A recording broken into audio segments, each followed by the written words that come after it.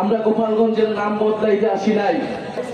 আমরা কোনো যুদ্ধের আহ্বান নিয়ে নয়, শান্তি এবং দেশ গড়ার আহ্বান নিয়ে গোপালগঞ্জে আজকে এসেছি।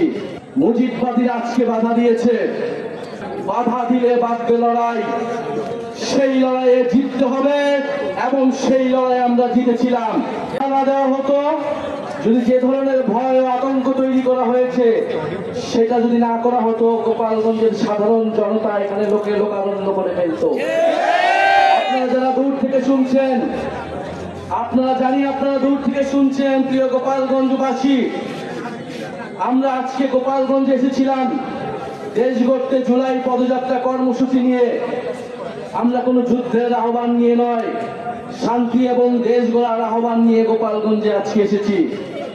প্রিয় গোপালগঞ্জবাসী, আমরা গোপালগঞ্জের নাম বদলাইতে আসি নাই।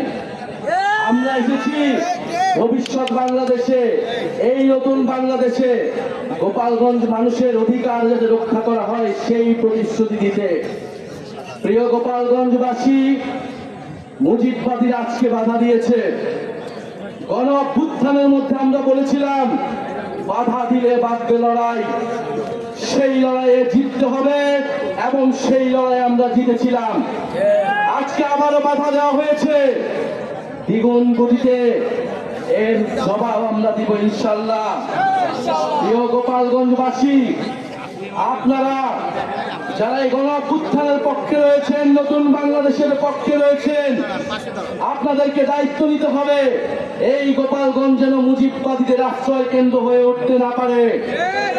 যদি পুলিশ প্রশাসন ব্যর্থ হয়, নিজেদেরকে রক্ষা করার দায়িত্ব, নিজেদের জেলার মর্যাদা রক্ষা করার দায়িত্ব, বাংলাদেশকে রক্ষা করার দায়িত্ব আমাদের নিজেদেরকেই নিতে হবে, যেরকমটা আমরা গণ অভ্যুত্থানে নিয়েছিলাম।